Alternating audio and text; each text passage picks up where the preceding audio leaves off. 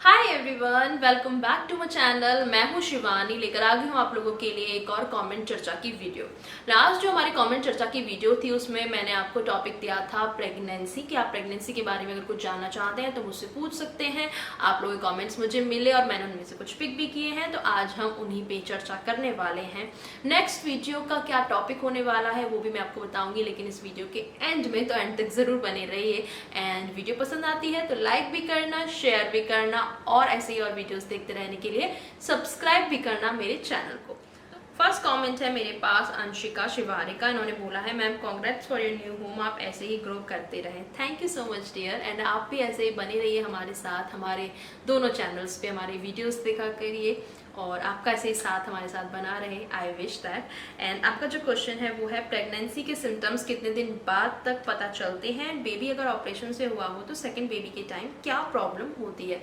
देखिए, प्रेगनेंसी का सिम्टम पहला तो यही है कि आपके पीरियड्स आना बंद हो जाते हैं और आपका जो नेक्स्ट पीरियड आने वाला होगा वो नहीं आएगा।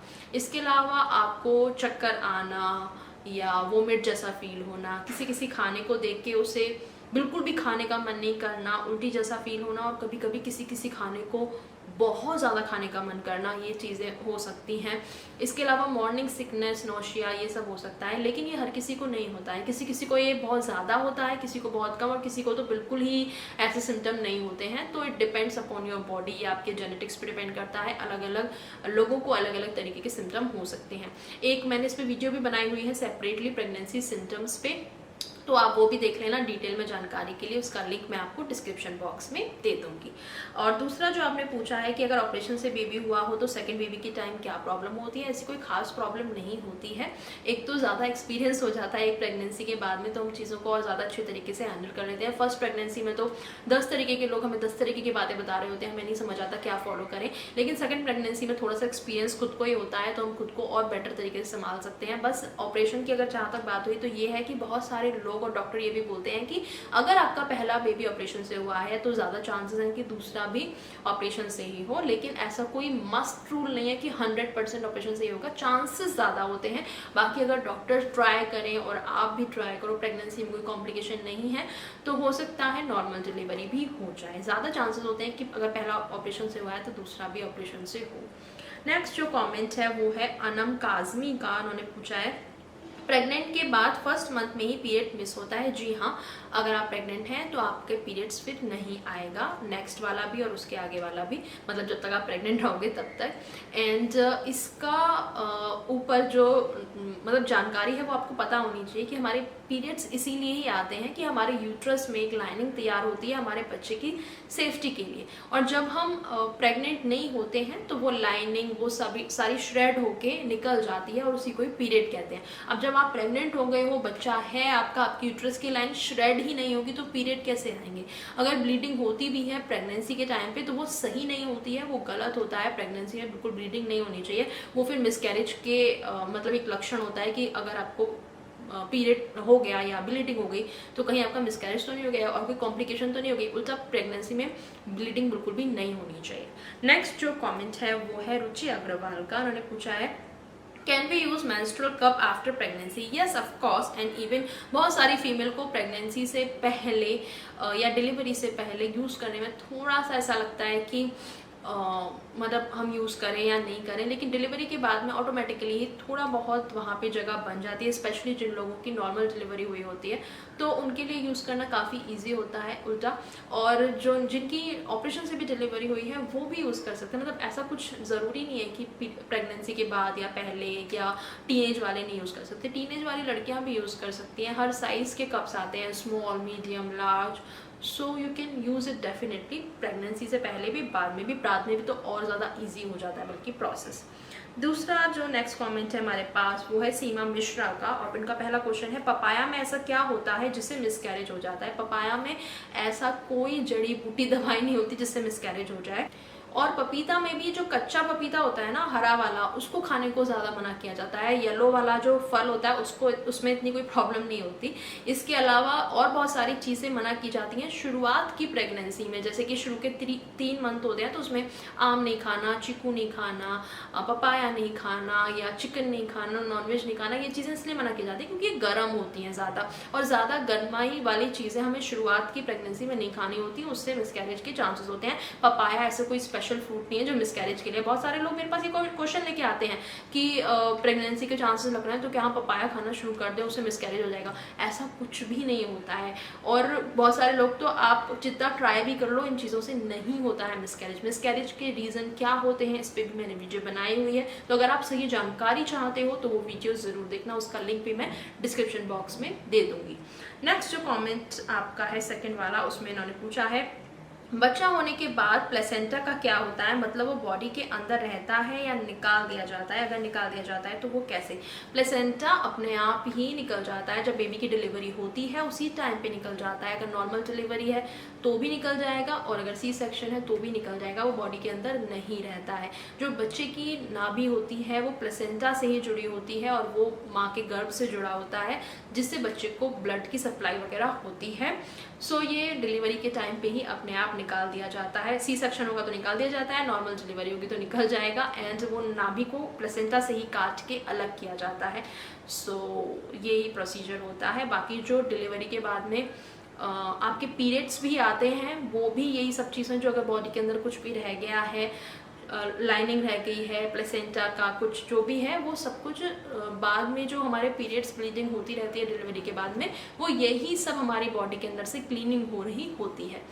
बाकी आप इस पर डिटेल में जानना चाहते हो तो आप अपनी और रिसर्च कर सकते हो। मेरी इन्फॉर्मेशन के हिसाब से तो यही नॉलेज है जो मैंने आपको अभी प्रोवाइड करी। नेक्स्ट जो कॉमेंट है वो है आपका गेमर का। उन्होंने पूछा है क्या 3 मंथ प्रेग्नेंट रहने के बाद पेट बड़ा होने लगे तो ज़्यादा वेजिटेबल खाना चाहिए या नॉनवेज खाना चाहिए? देखिए, वेजिटेबल्स ज़्यादा से ज़्यादा खानी चाहिए, फ्रूट्स खाने चाहिए, नट्स खाने चाहिए। नॉनवेज अगर आप रेगुलरली खाते हो तो आप ले सकते हो, लेकिन मेरी डॉक्टर ने मुझे कहा था कि बहुत ज़्यादा, जैसे हम नॉनवेज जब बनाते हैं तो बहुत ज़्यादा मसाले वगैरह इन सब चीज़ों का यूज़ करके अच्छा खासा उसको कर बनाते हैं, तो ऐसा कुछ भी नहीं खाना है बहुत ज़्यादा। इवन तेल मसाले वगैरह नहीं खाने चाहिए। और उस टाइम पे, प्रेगनेंसी के टाइम पे, एसिडिटी की बहुत ज़्यादा प्रॉब्लम होती है, यहाँ पे जलन होती है बहुत ही ज़्यादा। मुझे तो बहुत ज़्यादा प्रॉब्लम होती थी।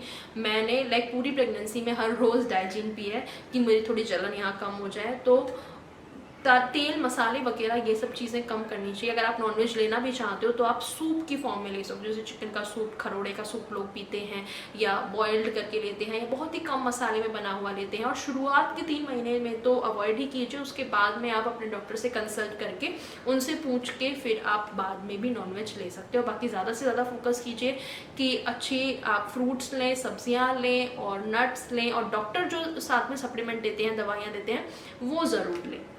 नेक्स्ट जो कमेंट है वो है विशु का। उन्होंने पूछा है क्या प्रेगनेंसी में बैठकर पोछा लगाना सही है या फिर वाइपर का ही यूज़ करना चाहिए? अगर आपकी प्रेगनेंसी में कोई कॉम्प्लिकेशन नहीं है, नॉर्मल आपकी प्रेगनेंसी चल रही है, डेफिनेटली आप बैठकर पोछा लगा सकते हैं, और अपने घर के रेगुलर काम आप डेफिनेटली कर सकते हैं जैसे आप करते आए हैं। इवन पोछा लगाना तो ऐसा बोलते हैं कि प्रेगनेंसी में बैठ के अगर आप लगाते हो तो वो आपके नॉर्मल डिलीवरी के चांसेस भी बढ़ाता है। आपको, अगर आप इंडियन टॉयलेट यूज़ करते हो तो वो भी यूज़ करना चाहिए। ऐसा बोला जाता है कि नॉर्मली बच्चे की नीचे जगह बनती रहती है जिससे नॉर्मल डिलीवरी के चांसेस आपके बढ़ जाएं। नेक्स्ट जो कमेंट है वो है आकाश शर्मा का। उन्होंने पूछा है मैम मेरी शादी को 6 मंथ हो गए पर मेरी वाइफ प्रेगनेंसी अचीव नहीं कर पा रही है। देखिए, आप 1-2 महीने और ट्राई कीजिए, और ओव्यूलेशन के टाइम पे ट्राई कीजिए जब आपकी वाइफ का ओव्यूलेशन वाला पीरियड चल रहा हो। अगर आपको इसके बारे में नहीं पता है तो मेरी इस पे वीडियो है, ओव्यूलेशन कैसे पता करें, कैसे प्रेगनेंसी के लिए ट्राई करें कि ज़्यादा से ज़्यादा चांसेस हों आपके, तो उन पे मैंने 2-3 वीडियो बनाई हुई हैं। उनका लिंक मैं आपको डिस्क्रिप्शन बॉक्स में दूंगी, आप उन्हें ज़रूर देखना, चेक करना और इस तरीके से ट्राई करके देखना प्रेगनेंसी के लिए। और फिर भी अगर आपके 2-3 महीने ट्राई करने के बाद भी प्रेगनेंसी अगर नहीं अचीव होती तो फिर आप एक बार डॉक्टर से चेकअप करा सकते हैं। आपका और आपकी वाइफ दोनों का वो चेकअप करेंगे और फिर देखेंगे कि कहाँ पे प्रॉब्लम है, और उसी हिसाब से वो आपको आगे गाइड करेंगे।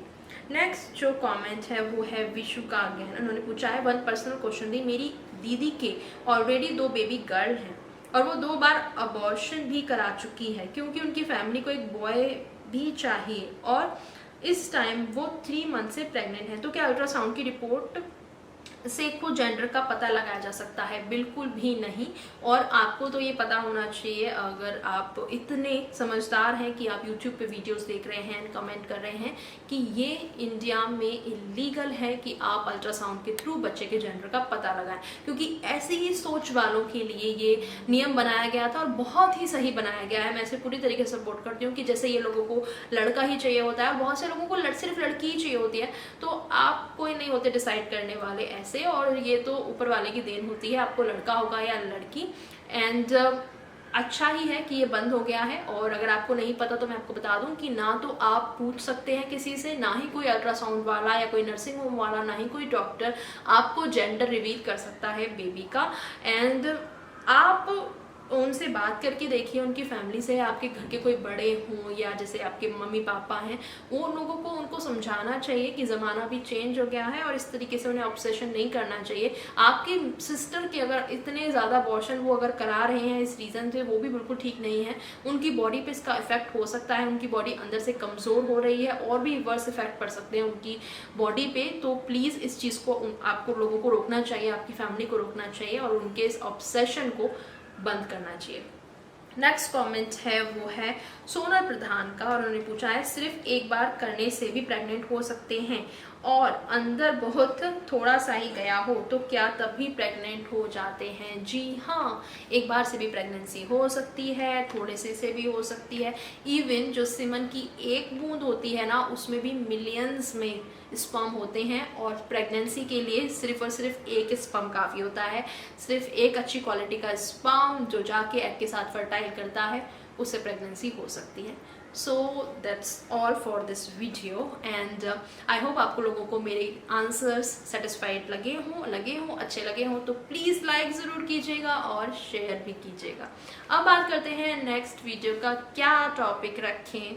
And seriously I am just blank, क्योंकि मुझे नहीं समझ आ रहा और क्या टॉपिक दूँ। मेरे टॉपिक अब ख़त्म हो रहे हैं। आप लोग ही कुछ टॉपिक सजेस्ट कीजिए कि और हम क्या क्या टॉपिक पिक कर सकते हैं इस सीरीज़ में, कमेंट चर्चा की, जिन पे हम बात करें। तो प्लीज़ मुझे कमेंट कीजिएगा कुछ अच्छे टॉपिक्स के साथ में भी।